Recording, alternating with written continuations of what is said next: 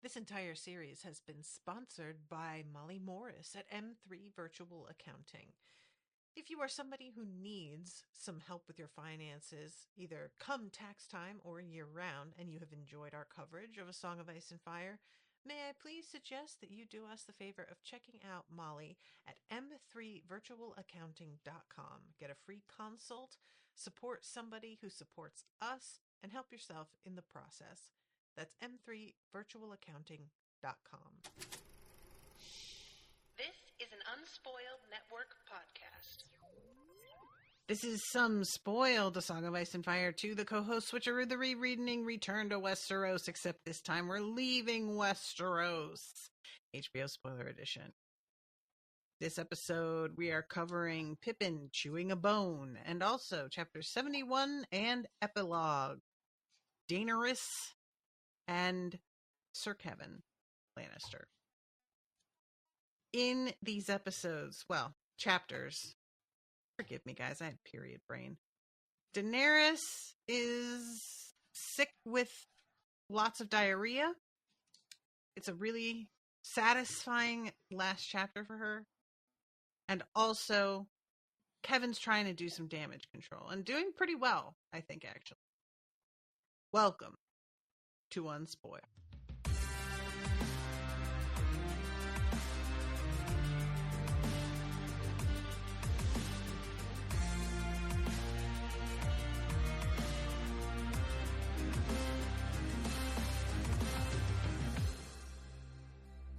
Monsters are dangerous, and just now kings are dying like flies. I am the king!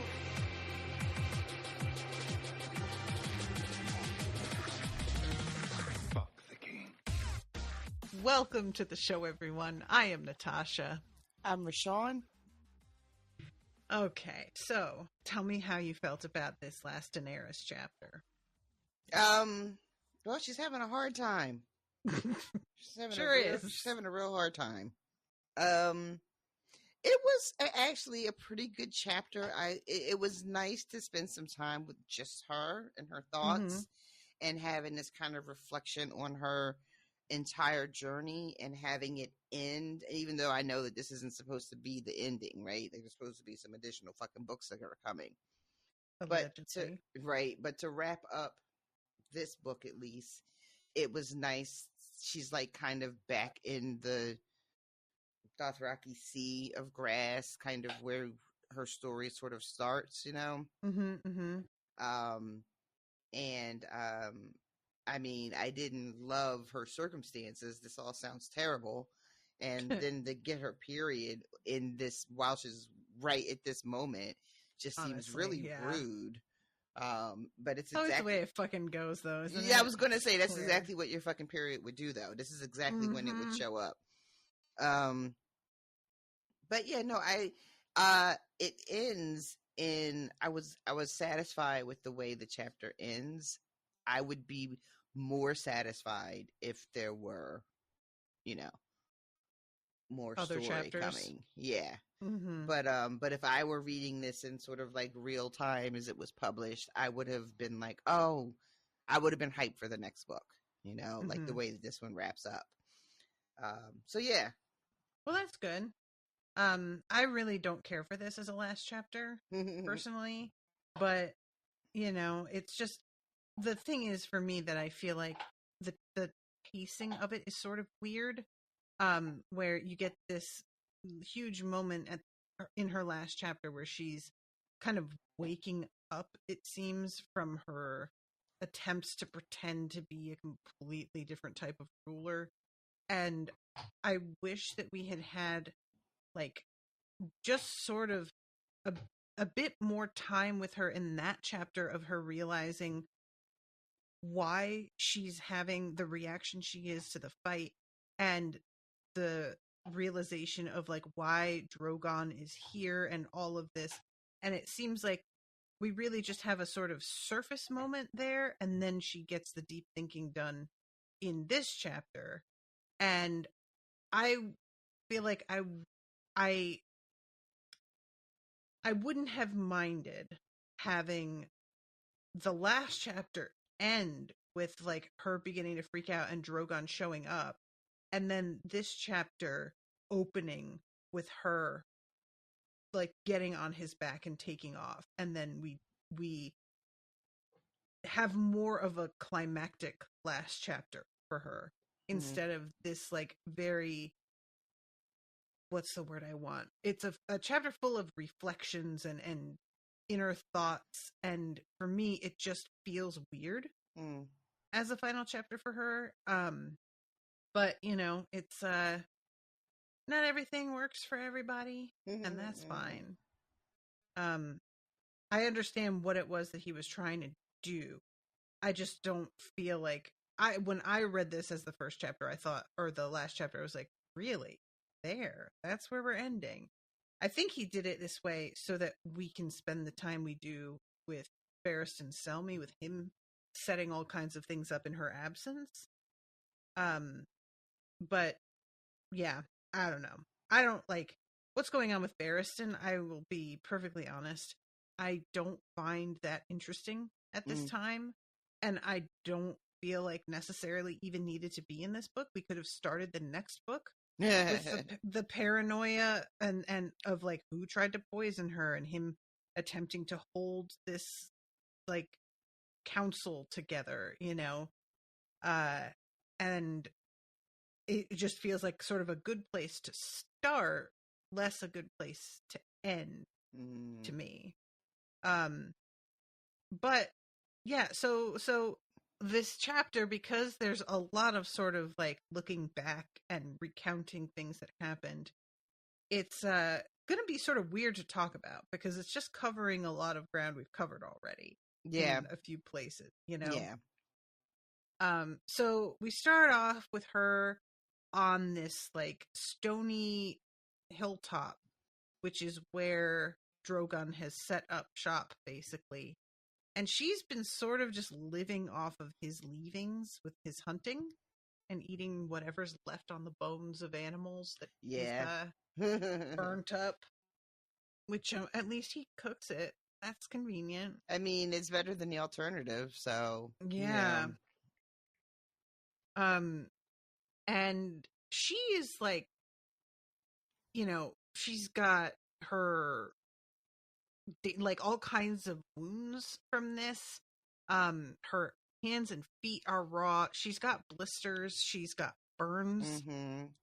And I believe at some point it even mentions that her hair has been burned away again. It does. Yeah. So she went through it with the this like rebirth the way she did when she first hatched her dragons, which is interesting. Yeah, I like that parallel as well. It's it's like all of this chapter is really just like, remember, you're the dragon, you know? Like, really, that's what's happening here. Yeah. But it is a reminder that I guess is due because she has swung so wildly off course. Yeah.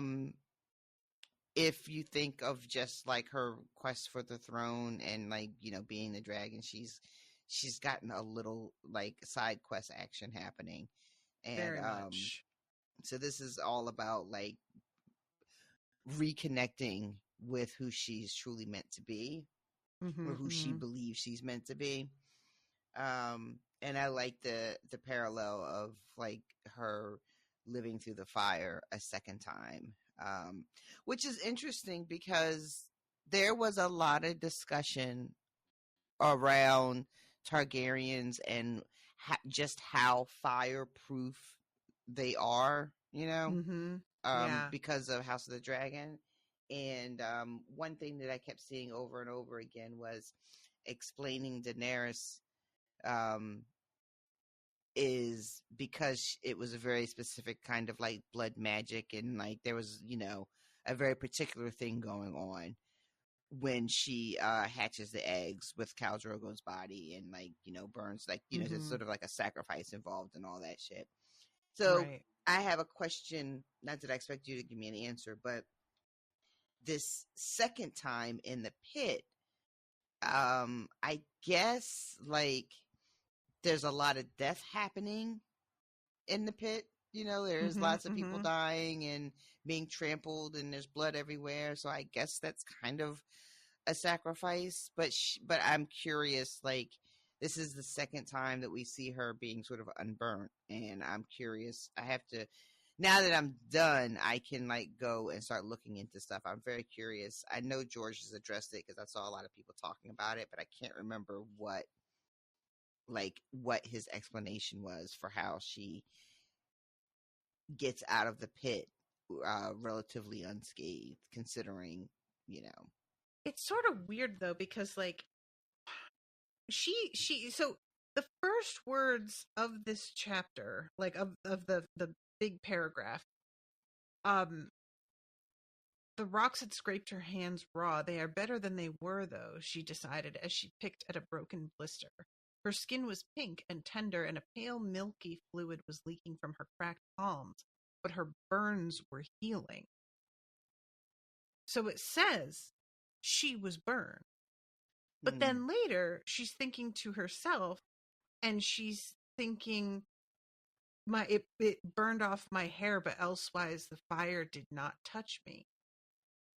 And yeah, it did. You've got burns on your hand. You just told us that. And you were just picking at them. So it's been sort of like unclear. Is this her just ignoring those burns and telling herself a story that she wishes were true, that she is fireproof when really she's not fireproof? Or is this sort of like meant to be like, well, those burns, those are different burns. Those are from the dragon, like, you know what I'm saying? Because it's giving Sansa being like, oh, the Hound kissed me. No, he didn't. We were there. No, he did not. I mean, that's just said. I mean, I was wondering if like I like the idea is disturbing as it might be. I kind of like the idea that she is spinning a tale. That's very interesting to me, that she is rewriting like her own mythology in her head in real time. Yeah. That's fascinating. There's been some people theorizing that this is like the start of us seeing her being kind of unbalanced in her thinking. If things do indeed go the way that we believe they shall.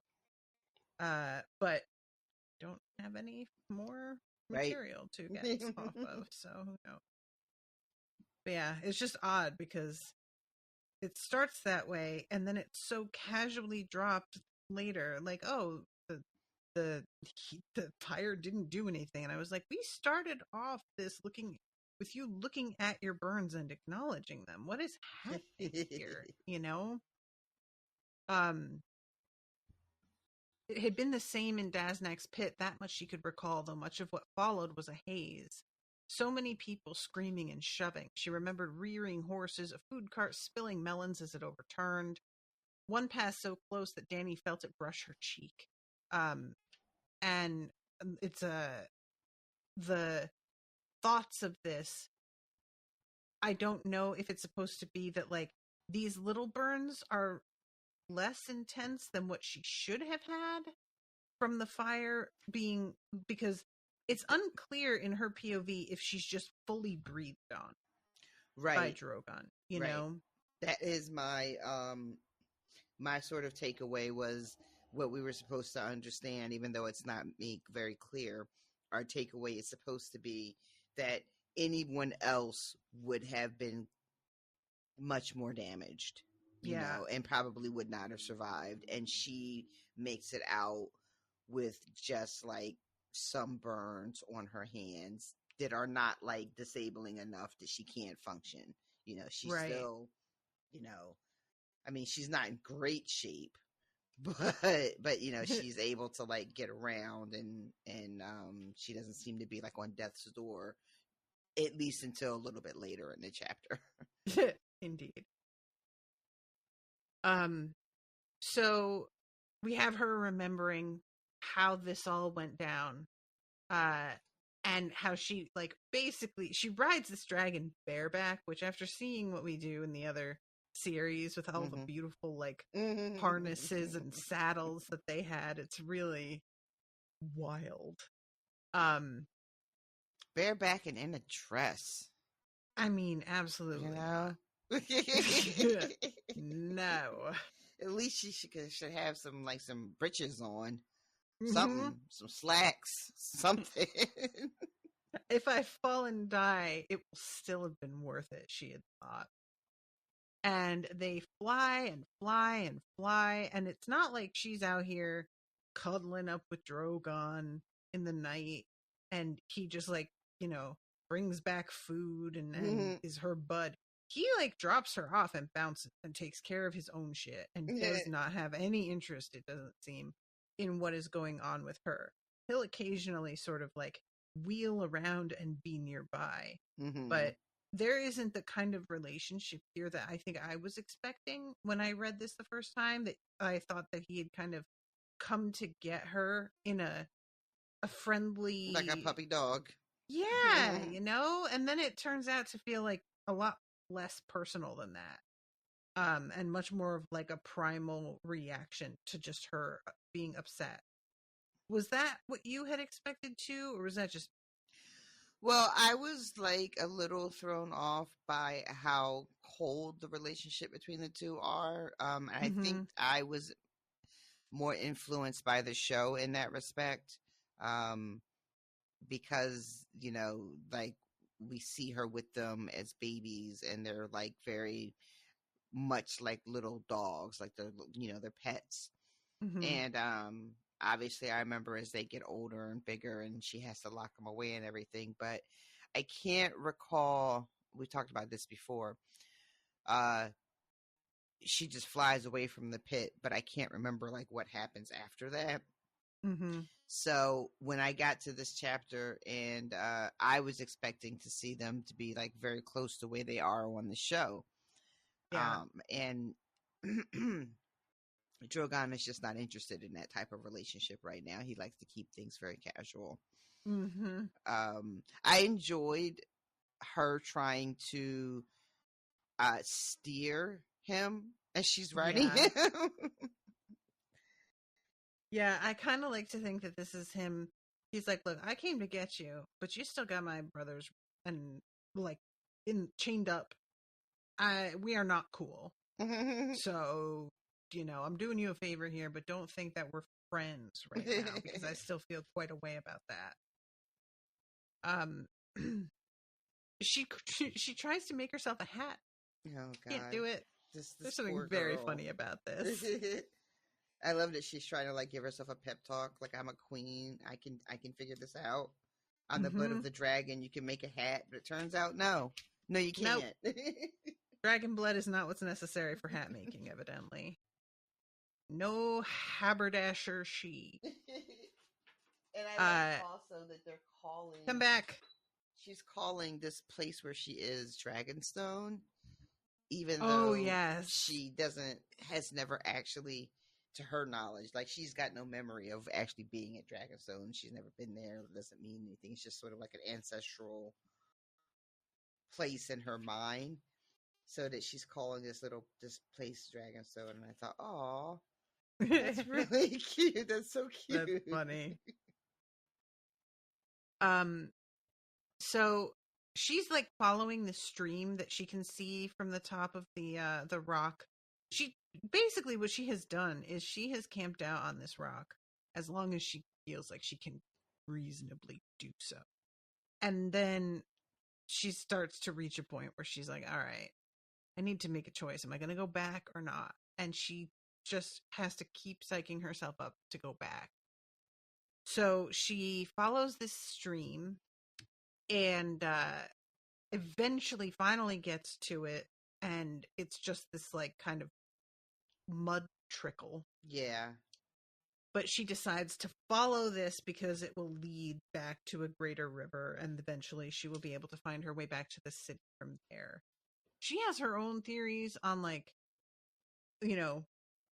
I wonder what's going on back at Marine, and it doesn't seem to have occurred to her that everybody is for real assuming she's dead. It sort of enters her mind once. Yeah, where they fear I'm dead will they think he ate me? Mm-hmm. And she's wondering if his daughter is still a king. Was he able to hold on to his crown? He was not. Near. She thinks about the poison, the locusts, and considers for a moment that his daughter had tried to get her to eat them, and like thinks that maybe he might be behind it. But she can't make it make sense. She's like, why would he do that? I've already given him everything he asked of me. Mm-hmm. And so she starts to think about who else it could have been, and she thinks about Resnack, and maybe the Yunkai did it, or the Sons of the Harpy did it. But she doesn't stay preoccupied by this trail of thought, which I thought was interesting, because I would think she would be thinking about this a lot more. Someone maybe tried to kill her, and you think that would take up more real estate in her brain, but it really doesn't. No, it's she keeps doing that, like, if I look back I am lost stuff. And it's sort of funny because, like, you're not looking back at some things, but then, like, most of this chapter is you looking back, like, way back, you know? So I don't know. But this cracked me up. Dario leaves his blades with her and asks her to keep them safe for him. She wondered how much the Yunkai knew about what her captain meant to her. She had asked Sir Barristan that question when the hostages went forth. They will have heard the talk, he had replied. Naharis may even have boasted of your graces, of your great regard for him. If you will forgive my saying so, modesty is not one of the captain's virtues. He takes great pride in his swordsmanship. He boasts of betting me, you mean? But Dario would not have been so foolish as to make such a boast amongst her enemies. Girl, I don't know what she's thinking. Who does she think she's talking about? What do you mean? Like, who? Yeah. Mm-mm. You don't know this man at all. Like, come now. My God. Yeah, her judgment is definitely compromised, I'm guessing, by the trauma that she just went through and the lack of food and clean water and being out in the elements. She's not on in her A game, and it's clear the way that she's thinking about things. And it's just like your point a little bit ago about maybe this is the beginning of her detaching from rational thought. Which, if that's what's happening here, then that would make this make sense, because as it stands, a lot of this is a little like, what, girl, what? Yeah. Or it's just the dignitization is so effective that she has fully lost the capacity to think anything bad of him, because otherwise how can she have kept fucking him? I don't know. So she's walking and just really like having that moment that happens when you are covering a long distance where you look up and you're like, I have been walking for hours and I am not even close. Jesus Christ. Yeah, she looks back and she's like, what the fuck? How is Dragonstone still right there? It's been half a fucking day. What do you mean? So she came upon a rat drinking from the stream, but it fled when she appeared. Sometimes she heard birds singing. The sound made her belly rumble, but she had no nets to snare them with, and so far she had not come on any nests. And it's so weird, the idea of like, I heard birds singing and my belly rumbled. Like, just that, I understand the logic of it, but it's just such a weird reaction to imagine to me that I was just like, what? Ugh. Okay, I guess. Right. Forget that, like, and everything is food. Like, because everything is not food for us anymore. But, know. No. Once I dreamed of flying, she thought, and now I've flown and dream of stealing eggs. That made her laugh. Men are mad and gods are madder, she told the grass, and the grass murmured its So she sees Drogon. There's like some times where she wonders if he's hunting her, which was chilling to me. The idea that that's even a possibility. Can you imagine? No, thank you. And she's like closer to him than anybody. So imagine being just a regular out there seeing this dragon flying around. Oh, that is terrifying. She eventually comes upon some ruins and this low stone wall. And she finds a spot to sort of hunker down against it and makes a nest out of a bunch of grass. She was very tired and fresh blisters had appeared on both her feet, including a match set upon her pinky toes. It must be from the way I walk, she thought, giggling. And I will tell you guys what, I had not remembered how things proceed from here. And I was literally thinking to myself, she's all hunkered down in the grass and in like ready for bed. But, writers never talk about the fucking bugs and how many goddamn bugs there are all the time and how you wake up and they're all over you. And then what do we get? Is her waking up with bugs all over her. And I was like, you know what?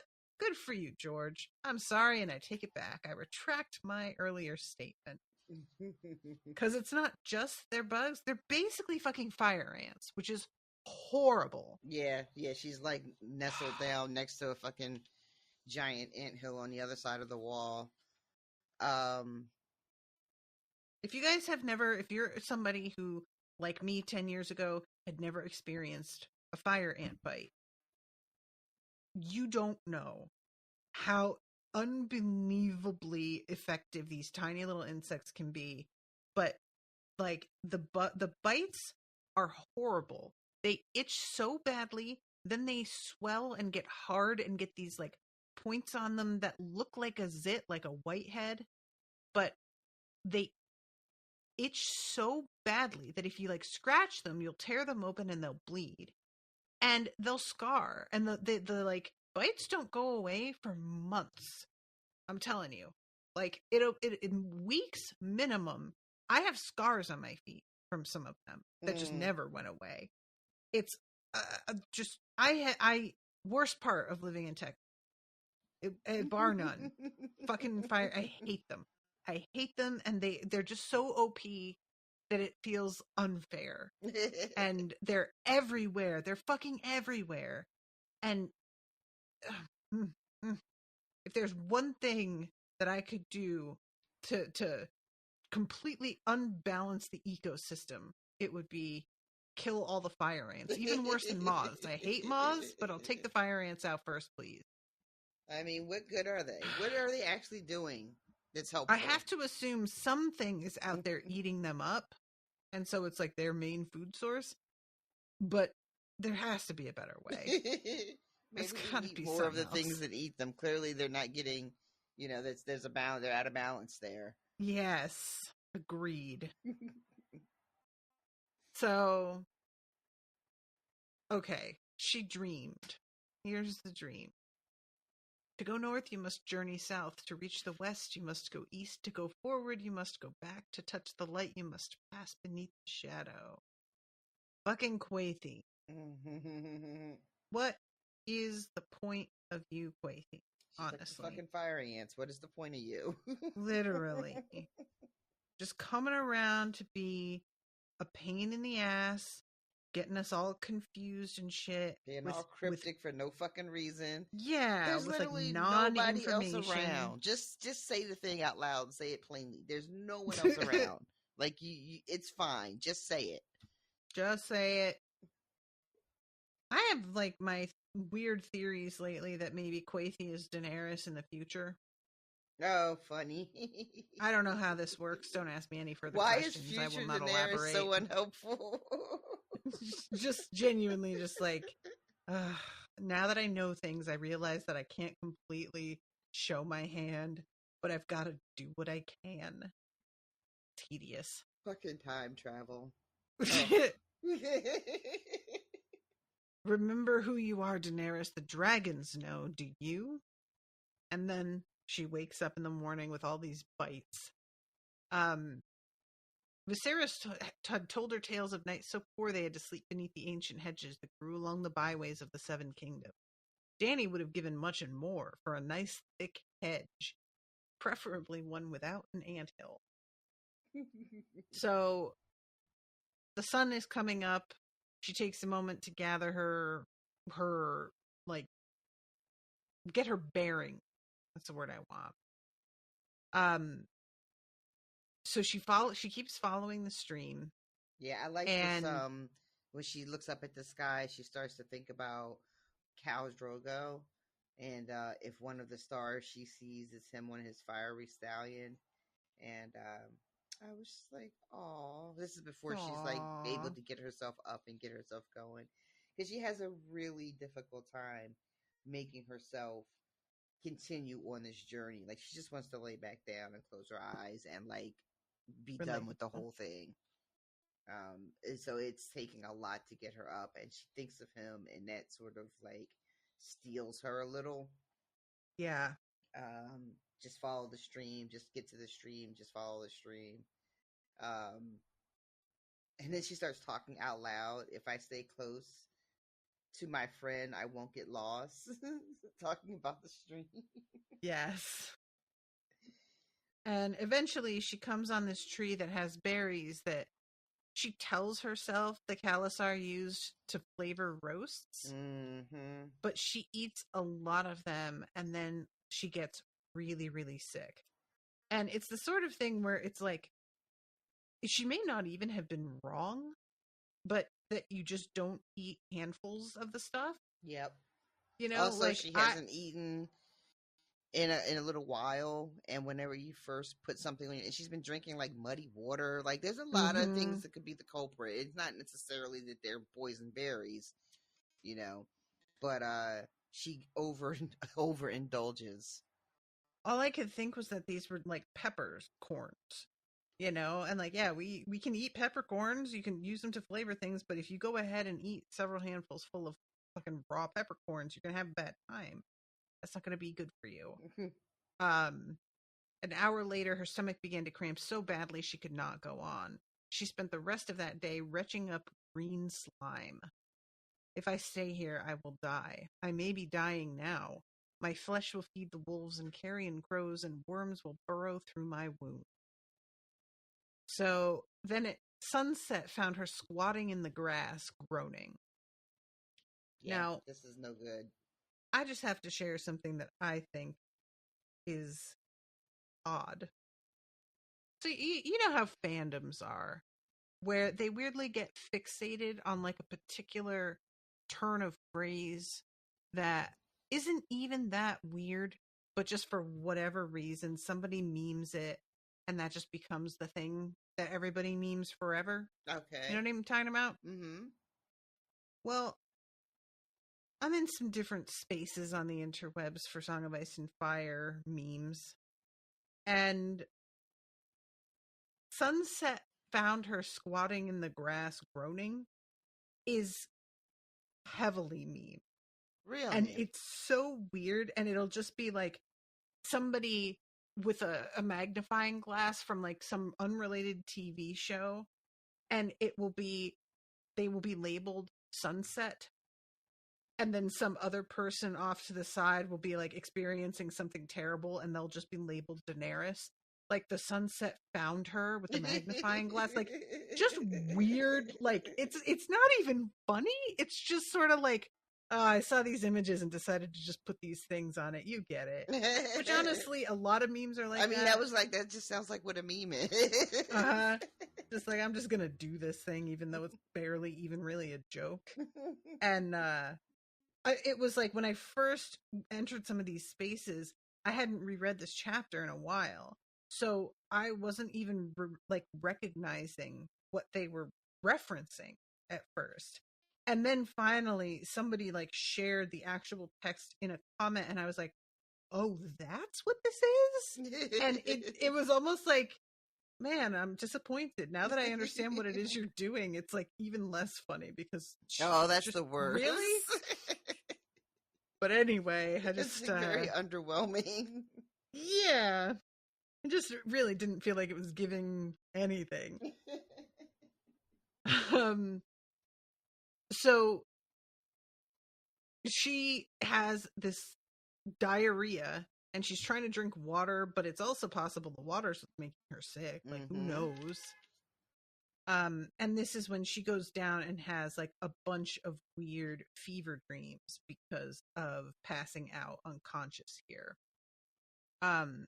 So the first one that pops up is Viserys, and he's like, "You never mourned me. Oh, he's still such You were a supposed to whiny be bitch. my wife." Yeah, this whole thing. It is so. He tries to say, "I loved you. I sold our mother's crown to keep you fed." And I was just like, I do not have time for you at all, sir. Please leave. How dare he haunt her in this way? It completely. You know, the audacity of this. You don't have better things to do. Go haunt the people that murdered your parents or something. You know, this whole guilt trip and like that you owed me a crown and you let them do this to me.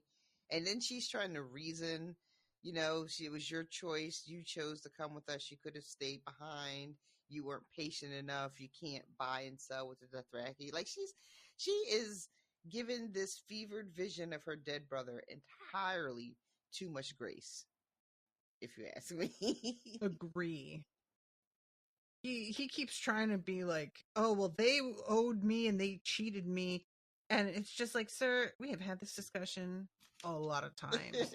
You were supposed to just have fucking chilled for a bit and you didn't want to hear it. So sorry, that's on your head. You refused to chill. This is what you get. Yeah, you didn't want to chill. You got as hot as possible. How's that? So when she wakes up, she has her period. There's some theory that perhaps she may have been pregnant and this is a miscarriage. I thought that for a brief moment. Yeah, it's it all depends on whether you believe Miri Mazdur saying that she couldn't bear children again. Mm-hmm. Like, is she just full of shit? Why believe her in particular, you know? There's a couple of things, right? There's so she remarks about how heavier her flow is this time around. And also she has a little difficulty trying to remember the last time she got her period and how many moons it actually has been. Mm-hmm. Which, you know, could be just because she's so disoriented and sick and like kind of half out of her mind. Or was she pregnant and did she miss her period for a couple of months? Like, you know, which is it? And then like, you know, whether or not we believe she really is barren. And I'm really curious about what kind of seed George was planting here, if any, and what he was thinking about doing, if anything, like, you know, where this was going, if it was just like a sort of like just planted there to get us all thinking about it, that he had no intention of it actually being anything for real. Mm-hmm. But yeah, but yeah, that thought did occur to me. I was like, oh shit, is she miscarrying? She's not supposed to be able to get pregnant though. What's happening here? It may simply be that like she can get pregnant, but she's never actually going to give birth to a live child. That is awful. I hate that. But there's the way that Miri Mazdur said it, I thought it was like your womb will never quicken again, something like that. Basically, you know, getting pregnant isn't happening. But that may also just be a turn of phrase. Yeah. You know, who knows how specific that is. There's also a weird thing whenever a dude is writing about a woman on her period that I'm always like, is he doing something on purpose or does he just not know how it works?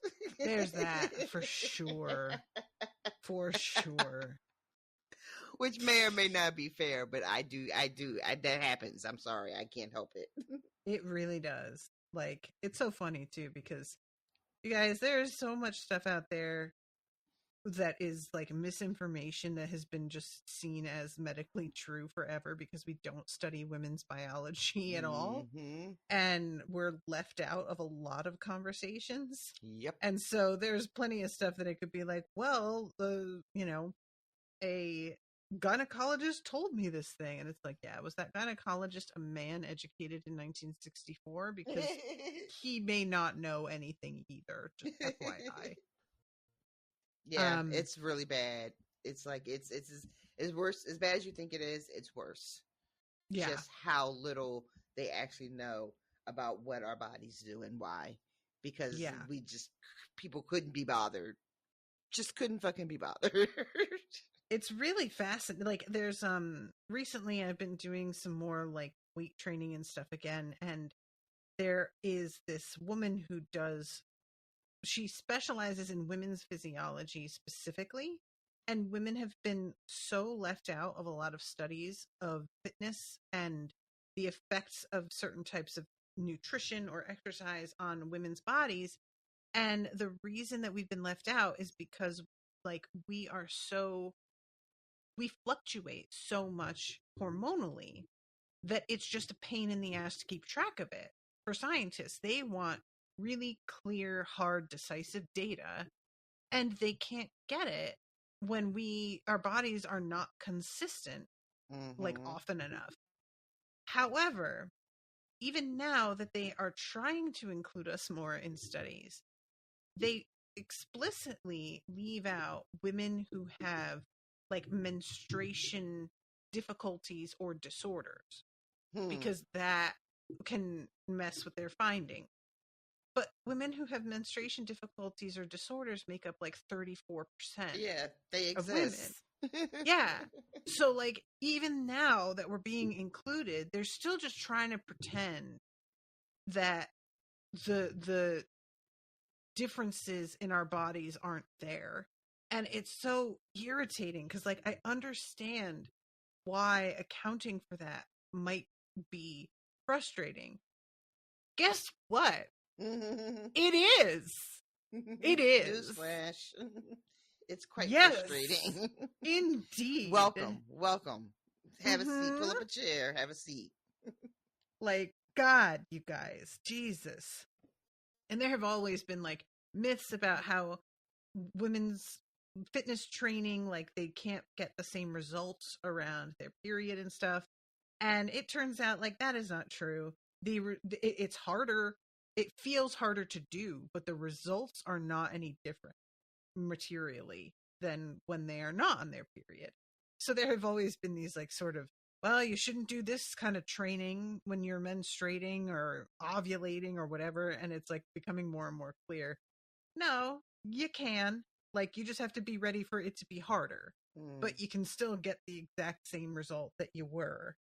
And of course, again, that is based on women who do not have menstrual disorders or difficulty. Anyway, medicine. So she follows the stream, walks in it because the mud soothes her poor blistered feet.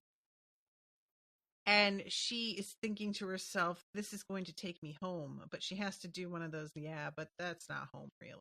Yeah. So now we get the voice of Jorah showing up. Old Jorah. Yeah. Old creepster Jorah. She's like really relieved to, like, see him. And is reflecting on, like, how safe she always felt when she was with him, and she keeps calling him her bear. And the guy who loved me and betrayed me, and how much she misses him. And he is just saying over and over, I told you needed to go. I told you not to stay here. I told you not to linger. You were never meant to stay here. You were supposed to be, back into Westeros, going home. And she says to him, or to his memory or her imagination of him, you kissed me and I never said that you could, but you did. You sold me to my enemies, but you meant it when you kissed me. And then she hears him say, I gave you good counsel. Save your spears and swords for the 7 kingdoms. I told you, leave Meereen to the Meereenese and go west, I said, but you would not listen. And she starts to argue about how important it was that she had to take Marine because her children. Mm-hmm. And she says, I had to take Marine to feed my people. And he says, yeah, you took Marine, but you lingered. And she says, to be a queen. And he said, you are a queen in Westeros. And this is just like, I don't know. Like, I was just salty about Viserys haunting her and the nerve of him. And then we have Jorah coming back in her memory. And, I mean, he's not wrong. Yeah, that's the thing. You know, he's not wrong. I want him to be wrong. Like, okay, no, I don't want him to be wrong. I just don't want him to be right. It's like, you know what I mean? Like, it's that kind of thing. Yep. But yeah, this is just, and again, this part too, when she says, you know, but I was tired. I wanted to rest. I wanted to laugh. I wanted to plant trees. I'm only a young girl. That part was really moving for me anyway. Yeah. It just, because you forget, it's easy to forget again, like how young she is and everything that she's been through.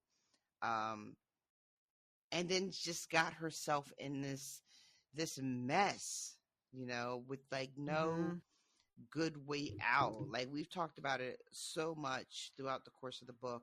There really isn't a good way for her to leave Marine without abandoning the very people she was supposedly there to liberate, you know? Yeah. There's just not a clean way to exit, you know? And she really struggled with trying to do the air quotes right thing, but just getting like mired down, you know? It's like she was in quicksand, you know? And like the more she struggled, the deeper she sank.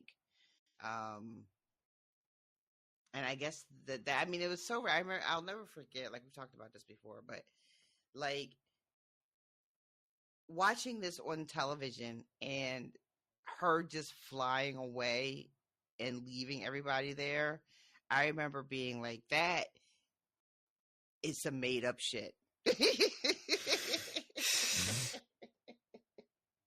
Like that's D&D doing that shit, right? Like, like it. I just don't think I believed that was really how it happened in the book, because it just seems so absurd, right? But I guess George also got himself a little mired. I feel like with D&D, the way that they did it, it felt like it made so much less sense, because it was her fleeing these I will, you guys, never ever going to let that go. I'm so sorry. But here it being like, well, her fleeing, Drogon showing up, all of this is a metaphor for her finally reaching her limit on how much she can compromise and what she is willing to tolerate.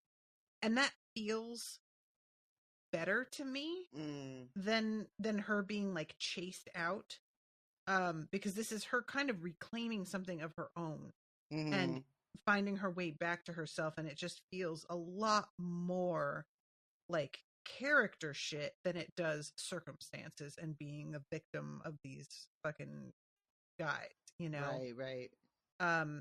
But I also can't help but think that, like, yeah, I just had her up and fly the fuck away. Does seem a little bit suspect. Like, yeah, maybe you didn't quite know what you wanted to do next, and you just had to get her the hell out of there, and then figure it out backward, like, right. you know. But who knows? Who knows? We really don't know. We'll never know. Probably won't. George is just going to post cryptic criticisms of House of the Dragon that he deletes instantly. And then delete. This man is so petty. I cannot believe that he has the nerve to be out here criticizing these things with the way that he has been performing. Keep that shit to yourself. I mean, Until stop you doing have- business with them. If you're so This is fucking the thing. unsatisfied. You're all bitchy about it. You are laughing all the way to the bank. You don't get to say anything. Shut up. We don't want to hear it. We really don't. We really, really don't. I already told y'all I told you in the last episode, the last thing I had to say about George Martin is just like, again, just, dude, leave me alone. I'm sick of you. Leave me alone. Like, I can't. Mhm. Just go away. He keep fucking around. I'm gonna start pretending he doesn't exist the same way we did with fucking that turfy lady. Fuck around. That turfy lady. In a dozen heartbeats, they were past the Dothraki. As he galloped far below, to the right and left, Danny glimpsed places where the grass was burned and ashen. Drogon has come this way before, she realized. A vast herd of horses appeared below them. There were riders, too, a score or more, but they turned and fled at the first sight of the dragon. The horses broke and ran when the shadow fell upon them, racing through the grass until their sides were white with foam. I felt so bad for these damn horses. Did you really? I didn't blink. These poor things are just trying to go where they need to go. And she's over here. All she wants is to get some attention so that she can, like, you know, find her way. I understand. But also they think they are about to die any second. That they're just going to get crisped up to a nice, tender red interior then eaten. And I just felt so bad for them. Plus the riders, of course. One or two do go down, though. It's true. It's true. Soon one horse began to lag behind the others. The dragon descended on him roaring, and all at once the poor beast was aflame. Yet somehow he kept on running, screaming with every step, until Drogon landed on him and broke his back. You guys, this made me so sad. It just did. She gets off Drogon's back, gets down, and she eats some of this horse as well. As the western sky turned the color of a blood bruise, she heard the sound of approaching horses. Dany rose, wiped her hands on her ragged undertunic, and went to stand beside her dragon. That was how Khal Draco found her when 100 mounted warriors emerged from the drifting That's the end of the chapter. When she is having her sort of flashbacks and she's remembering what happened to the cow after Drogo dies, and is this Jacko one of the ones that named himself Cal after Drogo died? There's two that she names. I genuinely don't remember. I'm trying to go back and find the name. Yeah. Jacko named himself Cal Jacko. So this is somebody that she knows that finds her. Interesting. Yeah. So it's just not what do you some think random he's dude. Gonna do? I mean, he better not do. I mean, he better say, "Hey, how you doing? Good to see you. How can we help?" Oh my god. To what do I owe the pleasure? I'm totally cool with this, not panicked at all, not sweating. Horse isn't totally freaked out over here. Not at all. Not a bit. I mean, all she right. does look a mess and she is in quite a state, but she does have a fucking dragon. Honestly, she's got a dragon and she's like on her knees eating a horse with like blood on her face. She probably looks fucking terrifying. I mean, right? You know, like, I'm not sure that counts against her when you're dealing with Dothraki. I know that they hold horses as sacred, but they eat them too. So that won't be an issue for them. Yeah. I mean, she had to eat a horse's heart. Yeah, look at that. Ta-da. Weak minds think alike. Oh, Jesus Christ. So that is where we leave her. That is where we leave her for the series. That is it so far. That's so wild. Now we go to the epilogue, where we are with Kevin Lannister. Kevin is the poor fucking disposable sap that they bring into a company that's like dying after somebody really fucked up bad, where they can give him all the shit to clean up, the thankless job, and anything further bad happens, he's the one who has to eat shit for it. Like, he deserved better, honestly. He's a decent dude. He really deserved better. He should have took his ass home when he said he was going home, and he should have stayed there. He should have never came back to King's Landing. Yeah. But agree. Duty and honor and all that jazz. Again, he's doing a decent job here. We start off with him in the I think he's in the council chambers. I'm trying to see. I am no traitor, the Knight of Griffin's Roost declared. I'm King Tommen's man and yours. So you say, sir. Words are wind. Then let me prove the truth of them with my sword. The light of the torches made a fiery blaze of Ronnet Connington's long red hair and beard. Send me against my uncle, and I will bring you back his head and the head of this false dragon too. So we're dealing with John Connington's little mess right now. Yeah, his nephew has run off to King's Landing after losing, what is it? Griffin's Roost, right? And then whatever the next castle was that he was planning on, he had his eyes on last time we saw him. So he's running King's Landing to get some help. And I love the one guy, is it fucking Tarly, who just keeps saying, if it really is Connington. If it really is Connington. Yeah. I don't know why, but that just cracked me up the whole time. Your nephew Jamie gave them to Connington to rid himself of them, I'll wager. They had not been in Maidenpool a day before one killed a man and another was accused of rape. I had to hang one and geld the other. If it were up to me, I would send them all to the Night's Watch and Connington with them. The wall is where such scum belong. This is a dude that we're familiar with his way of being. Yes, we are. And really, it's fuck this dude on sight for the way you treat Sam. Yes, 100%. Also, I found this so hilarious because Mace Tyrell is like, yeah, you're right. They should fucking go to the wall. They shouldn't even be on City Watch. I wouldn't trust them. 100 of his own High Garden men had been added to the gold cloaks, yet plainly his lordship meant to resist any balancing infusion of Westermen. The more I give him, the more he wants. Kevin Lannister was beginning to understand why Cersei had grown so resentful of the Tyrells. I love this. I found that very surprising. Yeah, like we're actually giving Cersei a little bit of credit.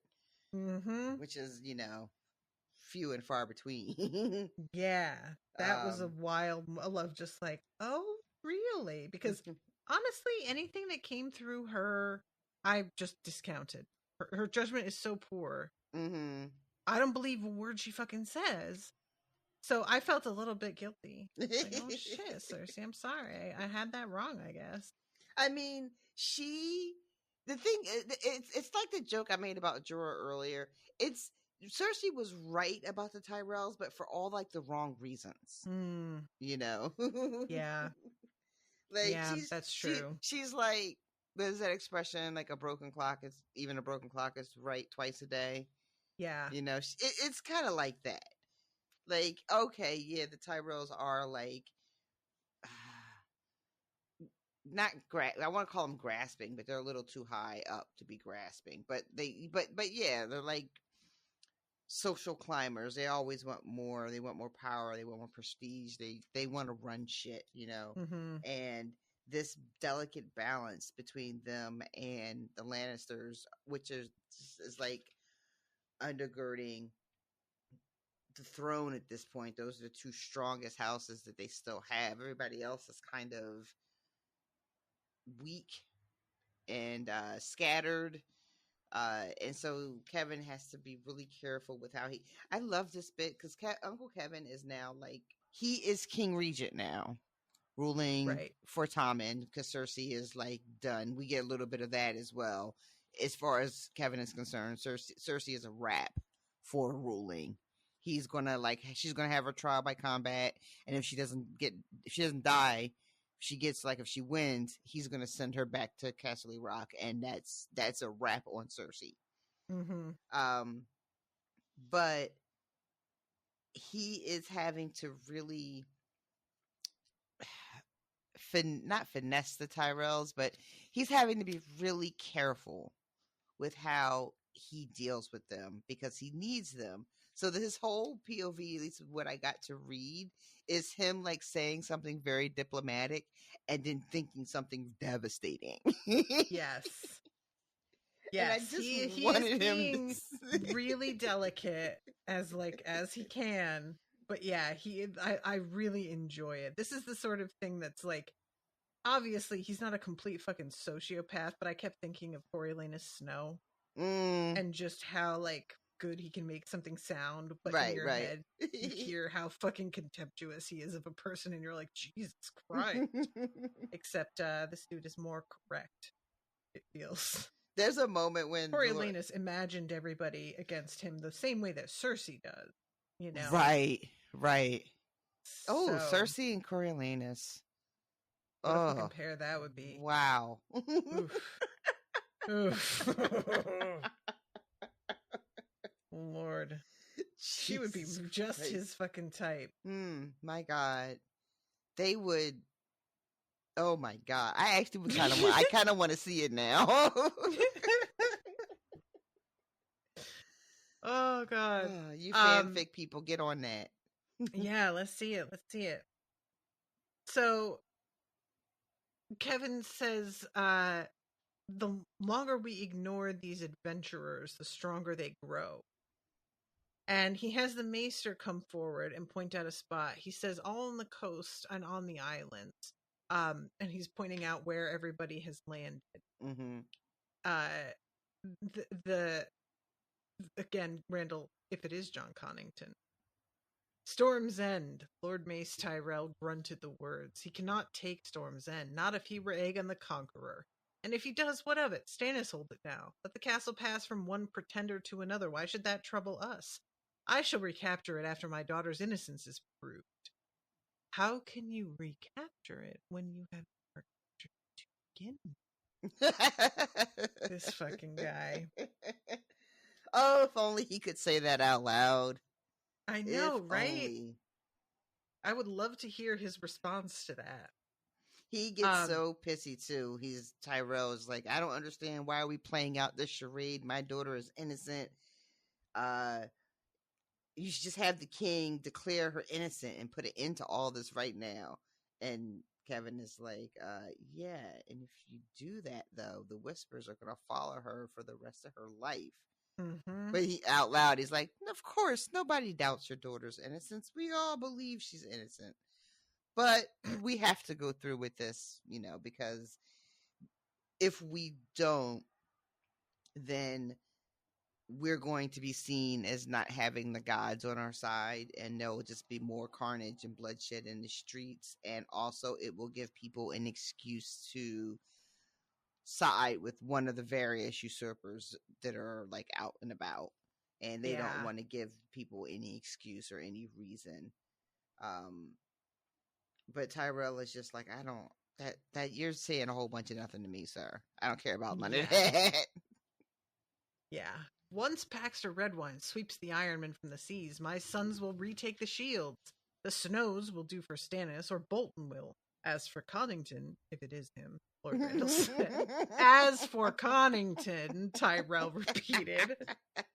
What victories has he ever won that we should fear him? He could have ended Robert's rebellion at Stony Sept. He failed, just as the Golden Company has always failed. Some may rush to join them. The realm is well rid of such fools. And I love that here, Kevin isn't even just like, this guy is so full of shit. He's like, so sure. I wish I was sure like that. That'd be nice. It's like the way that it feels sometimes. It just be like, I wish I didn't know things that I know and could just sit there and be like fucking so complacent in a way about this whole thing. So let's see. Connington may have more than the Golden Company. It said he has a Targaryen pretender.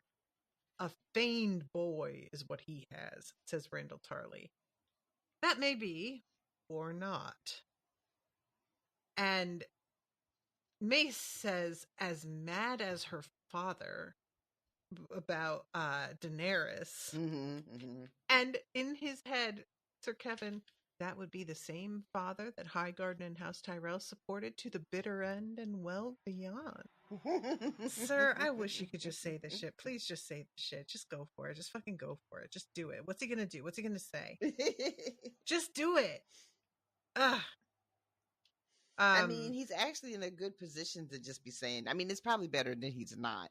But it's better that the Tyrells are not going to leave the city as long as Marjorie is in custody. So they can't just like take their toys and go home until they have her. So Kevin could probably, get off a zinger or two. But ultimately it would be bad. Like it would make things more complicated. There's one thing Kevin doesn't want is more complications. So true enough.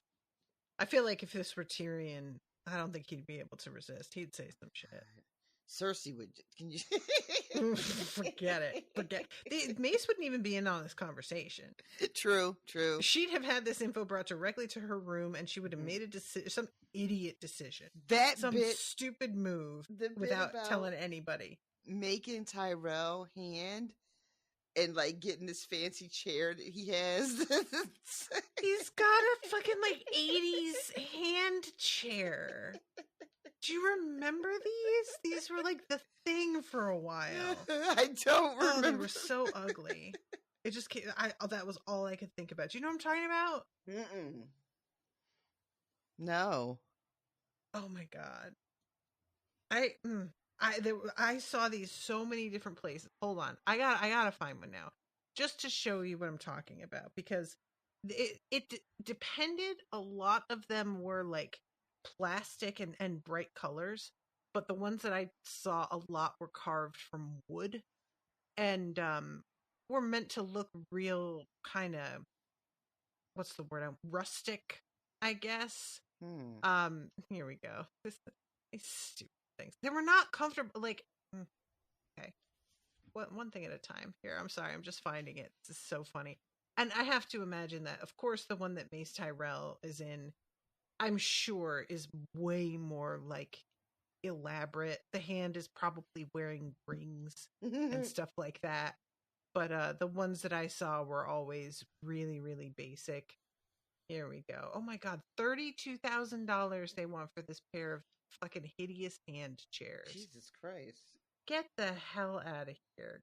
Copy image. 32 grand. Can you imagine having the kind of money where you could spend $32,000 on these ugly ass chairs? I just sent it to you. Oh my god. I don't think I've ever seen these in real life. Those were the ones I saw the most often, but I also did spy some of these lovely, oh my god, no. bright color plastic. Yeah. That was such a big thing. I hate it. Anyway, Mace has bad taste. That's what I'm saying. An absurd vanity. Indeed. So then they start talking about money and the situation there. And Harris Swift is the one talking here. Our vaults contain only rats and roaches. We might be able to, yeah, right. We might be able to make a deal with the Bravosi so that we don't have to raise taxes, but I'm not so sure of that. And Kevin brings up Pentos and is like, those magisters have sometimes lent money, so let's hit them up and see what they say. He doesn't think that they will say yes, but No. it's just worth a shot. They're pretty desperate. Is what's happening. If that fails, you may well need to go to Bravos to treat with the Iron Bank yourself.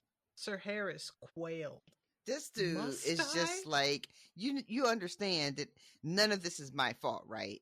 You guys remember that I didn't do any of this. I swear, it is so funny. He is so like, and the fact that he doesn't want to go, I don't know if it's just because the journey is like a pain in the ass, if he feels like it's just too dangerous, but the fact that he is so resistant to going, Lord Randall has to be like, you are the master of coin. I am. The puff of white hair at the end of Swift's chin quivered in outrage. Must I remind my lord, this trouble is not of my doing. I resent your implications, Swift. No wealth was found on Dragonstone, I promise you. Because he's trying to act as if there was money on Dragonstone that they're keeping for themselves. The Tyrells. And Mace is just like, the fuck are you even talking about, dude? We looked all over the place. There's nothing there. Meanwhile, Kevin is like, I don't know how much looking Loris actually did. He was kind of hurt. Yeah. And also, he's young and probably a little rash. And not to mention that Dragonstone was raised by the Valerians and it's got all kinds of sorcery. But Kevin is also like, it's not worth it to bring any of this up to Tyrell about his son because that's just like a pointless argument. Yeah. So then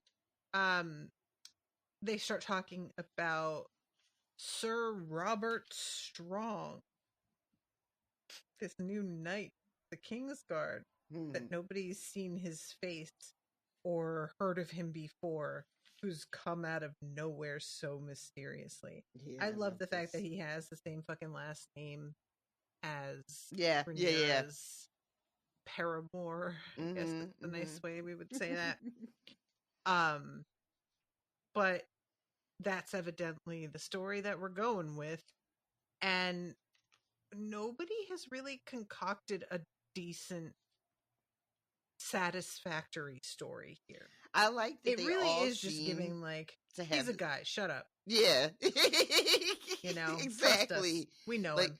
They all have like this suspicion, but like nobody wants to say it out loud. Like it's too grotesque to even put words to. What they all kind of think they know who this is, but nobody wants to be the one that sounds crazy enough to say it. It seems like it's kind of an open secret that it's our dead friend, but I can't tell how much people know and how much it's just sort of like, well, I don't know, there's just something unsettling about the guy, and that can be enough, to start stories without anybody knowing anything quite specific. I don't know. But also just the fact that I want to reiterate that I had never really put together the fact that it's possible there is no head under that helmet. Oh my God. I have always had this mental image of him being like a full Frankengregor under there with all his body parts. But it was only when you and I recorded that I got the idea of like, he could have sent his head away. Why not? Like, maybe his head was the real head that got sent down, and he just doesn't have a fucking head under there. Who needs a head? Which is so much creepier. Or maybe he's got somebody else's head. Ooh. Can you imagine on his giant body? Right? Just some like tiny little head, like a little walnut. Oh my God, that would be so fucking funny. Oh, that is I can't. All right. So the silent giant was his niece's only hope, and prayed that he is as formidable as he appears. But Mace Tyrell could not seem to see beyond the threat to his own daughter. His Grace named Sir Robert to the Kingsguard, and Qyburn vouches for the man as well. Be that as it may, we need Sir Robert to prevail. If my niece is proved guilty of these treasons, legitimacy of her children will be called into question. If Tommen ceases to be a king, Marjorie will cease to be a queen. He let Tyrell chew on that a moment. I love that. Whatever Cersei may have done, she is still a daughter of the Rock, of mine own blood. I would not let her die a traitor's death, but I have made sure to draw her fang. All her guards have been dismissed and replaced with my own men. In place of her former ladies-in-waiting, she will henceforth be attended by a septa and 3 novices selected by the High Septon. She is to have no further voice in the governance of the realm, nor in Tommen's education. I mean to return her to Casterly Rock after trial, and see that she remains there. Let that suffice. The rest he left unsaid. This was a bummer. Yeah, she has just been completely stripped of any power, and the walk through the city completely ruined any hope that she could ever have had of retrieving that power. Yeah, it's over. Yeah, it's over. It's and this is so different than what we got on the show. Like, we get a Cersei on the show that reclaims her power. This, and I don't know how this ends because I had to stop reading this chapter, but this bit here that her story ends in such defeat is just like I hate it. Agree. It sucks. It feels like more true to me than like what happens on the show. But it's not fun. Certainly. Yeah, definitely. At the same time, she was such a disaster. It's like stripping her of power is what we need for things to be repaired, frankly, because she was ruining the realm. So true. Yeah. You know? She absolutely should not have a voice in governing anymore. But the way that I guess what it is what it is that stripped her of the power is totally so unsatisfying. Like, she's like laid bare in front of everybody, and she's mocked, and like she's older and her breasts are sagging, and she's got stretch marks, and basically she's got like her dignity is stripped away, and without that she can no longer be a person of like, she can't rule, she can't be part of the royal family, she can't be on that level anymore. She's been brought low. And that really, it's because of not even her actions that brought her low, even though like they led to her being incarcerated and blah blah blah, but like all it took was just this walk and seeing her that way. That's really what's done it. Not that she was terrible at her job. Exactly. So they then begin to wrap things up. Preparations should be made for Princess Marcella, and Mace. This is what comes of dealing with the Dornish. Surely a better match can be found for the girl, such as your own Willis, perhaps? Her disfigured by one Dornishman, him crippled by another, and just again, Willis was floated out there as a possibility for Sansa, and I think about that all the time, like what could have been. She got so excited at the idea that she could be spirited away and start something new, and now she's out there with fucking Peter doing God knows what. I love there's a moment when they're talking about the bank shit, and Kevin is just like, God, I miss Baelish. He could make dragons appear out of nowhere. Yep. You think out of nowhere. They came from somewhere, my friend. So I love this. Lord Tyrell loves me not, Grand Maester Pycelle said in gloomy tones when the hand had departed. This matter of the moon tea. I would never have spoken of such, but the Queen Dowager commanded me. Then he's basically like, I gotta watch my back. Do you want to give me some more guards? Because this is all a mess, and I am worried. but he's afraid to like offend the High Garden. And also, Harris Swift, I'm in need of guards myself. Everybody is so nervous. It is not a good time to be in King's Landing right now. It really isn't. Everybody is looking over their shoulder. Everybody has done something dirty. Well, I don't know about Harris Swift, but yeah, like there's chickens are coming home to roost, and people are very nervous. Oh, roost. Oh, roost. So let's see. Red Ronnet will have no further use for the Mountains Men. He did not think Mace Tyrell would be so clumsy as to try to murder either Pycelle or Swift, but if guards made them feel safer, let them have guards. The three men walked together from the throne room. Outside, the snow was swirling. Have you ever felt such cold? Asked Sir Harris. The time to speak of the cold, said Grand Maester Pycelle, is not when we are standing out in it. He made his slow way across the outer ward back to his chambers. That is a phrase that I'm going to try and remember. Yeah, it's pretty good. And how about we just don't talk about that right now? We are all well aware. Here we are in it. Bye. I had better things to talk about. And Kevin says to, oh my God, thank Harris you. Swift? Yes. I don't think the mirror spankers are going to help us, so probably you need to get ready to head out to Bravos. And again, but this isn't my fault. No, it was Cersei's. Should I send Cersei? And he has this moment of just like, Kevin is just like, it was a fucking joke. It was a joke. And it was not a good joke. I'm sorry. Forget it. I gotta go. So, now comes the live read of the rest of the chapter. You ready? I am. All right, let's do this. Let's hope that this recording records. Let's hope.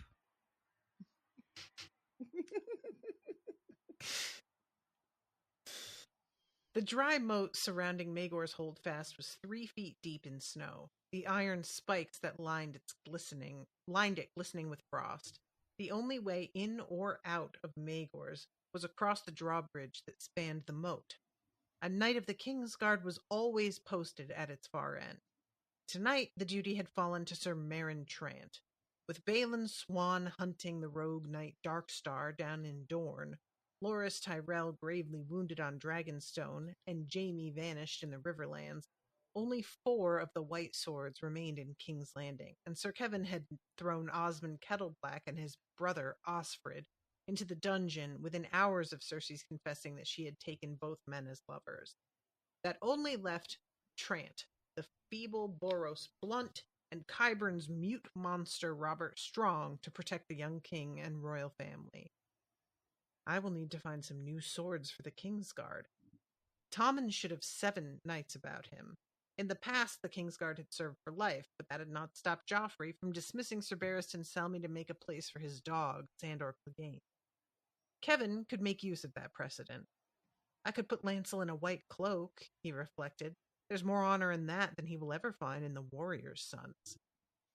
Kevin Lannister hung his snow-sodden cloak inside his solar, pulled off his boots, and commanded his serving man to fetch some fresh wood for his fire. A cup of mulled wine would go down well, he said as he settled by the hearth. See to it. The fire soon thawed him, and the wine warmed his insides nicely. It also made him sleepy, so he dare not drink another cup. His day was far from done. He had reports to read, letters to write, and supper with Cersei and the king. His niece had been subdued and submissive since her walk of atonement, thank the gods. The novices who attended her reported she spent 1/3 of her waking hours with her son, another 1/3 in prayer, and the rest in her tub. She was bathing 4 or 5 times a day, scrubbing herself with horsehair brushes and strong lye soap, as if she meant to scrape her skin off. She will never wash the stain away, no matter how hard she scrubs. Sir Kevin remembered the girl she had once been, so full of life and mischief, and when she'd flowered, had there ever been a maid so sweet to look upon? If Eris had agreed to marry her to Rhaegar, how many deaths might have been avoided? Cersei could have given the prince the sons he wanted, lions with purple eyes and silver manes, and with such a wife Rhaegar might never have looked twice at Lyanna Stark. The northern girl had a wild beauty, as he recalled, though however bright a torch might burn, it could never match the rising sun. But it did no good to brood on lost battles and roads not taken. That was a vice of old, done men. Rhaegar had wed Elia of Dorne, Lyanna Stark had died, Robert Baratheon had taken Cersei to bride, and here they were. And tonight his own road would take him to his niece's chambers and face to face with Cersei. I have no reason to feel guilty, Sir Kevin told himself. Tywin would understand that, surely. It was his daughter who brought shame down on our name, not I. What I did for the good of House Lannister. It was not as if his brother had never done the same. In their father's final years after their mother's passing, their sire had taken the comely daughter of a candlemaker as mistress. It was not unknown for a widowed lord to keep a common girl as bedwarmer, but Lord Tyto soon began seating the woman beside him in the hall, showering her with gifts and honors, even asking her views on matters of state. Within a year, she was dismissing servants, ordering about his household knights, even speaking for his lordship when he was indisposed. She grew so influential that it was said about Lannisport that any man who wished for his petition to be heard should kneel before her and speak loudly to her lap. Jesus. For Titus Lannister's ear was between his lady's legs. She had even taken to wearing their mother's jewels. Until the day their Lord Father's heart had burst in his chest as he was ascending a steep flight of stairs up to her bed. All the self-seekers who had named themselves her friends and cultivated her favor had abandoned her quickly enough when Tywin had her stripped naked and paraded through Lannisport to the docks like a common whore. Though no man laid a hand on her, that walk spelled the end of her powers. Surely Tywin would never have dreamed the same fate awaited his own golden daughter. It had to be, Sir Kevin muttered over the last of his wine. His high holiness had to be appeased. Tommen needed the faith behind him in the battles to come. And Cersei, the golden child, had grown into a vain, foolish, greedy woman. Left to rule, she would have ruined Tommen as she had Joffrey. Outside, the wind was rising, clawing at the shutters of his chamber. Sir Kevin pushed himself to his feet. Time to face the lioness in her den. We have pulled her claws. Jaime, though. But no, he would not brood on that. He donned an old, well-worn doublet, in case his niece had a mind to throw another cup of wine in his face. But he left his sword belt hanging on the back of his chair. Only the knights of the Kingsguard were permitted swords in Tommen's presence. Sir Boros Blunt was in attendance on the boy king and his mother when Sir Kevin entered the royal chambers. Blunt wore enameled scale, white cloak, and half-helm. He did not look well. Of late, Boros had grown notably heavier about the face and belly, and his color was not good. And he was leaning against the wall behind him, as if standing had become too great an effort for him. The meal was served by 3 novices, well-scrubbed girls of good birth between the ages of 12 and 16. In their soft white woolens, each seemed more innocent and unworldly than the last. Yet the High Septon had insisted that no girl spend more than 7 days in the Queen's service, lest Cersei corrupt her. They tended the Queen's wardrobe, drew her bath, poured her wine, changed her bedclothes of a morning. One shared the Queen's bed every night to ascertain she had no other company. The other 2 slept in an adjoining chamber with the Septa who looked over them. A tall stork of a girl with a pock-marked face escorted him into the royal presence. Cersei rose when he entered and kissed him lightly on the cheek. "Dear uncle, it is so good of you to sup with us." The Queen was dressed as modestly as any matron, in a dark brown gown that buttoned up to her throat, and a hooded green mantle that covered her shaved head. Before her walk, she would have flaunted her baldness beneath a golden crown. "Come sit," she said. "Will you have wine?" "A cup." He sat, still wary. A freckled novice filled their cups with hot, spiced wine. "Tommen tells me that Lord Tyrell intends to rebuild the Tower of the Hand," Cersei said. Sir Kevin nodded. "The new tower will be twice as tall as the one you burned," he says. Cersei gave a throaty laugh. "Long lances, tall towers. Is Lord Tyrell hinting at something?" That made him smile. It is good that she still remembers how to laugh. When he asked if she had all that she required, the queen said, "I am well served. The girls are sweet, and the good septas make certain that I say my prayers. But once my innocence is proved, it would please me if Taena Merryweather might attend me once again. She could bring her son to court. Tommen needs other boys around him, friends of noble birth." It was a modest request. Sir Kevin saw no reason why it should not be granted.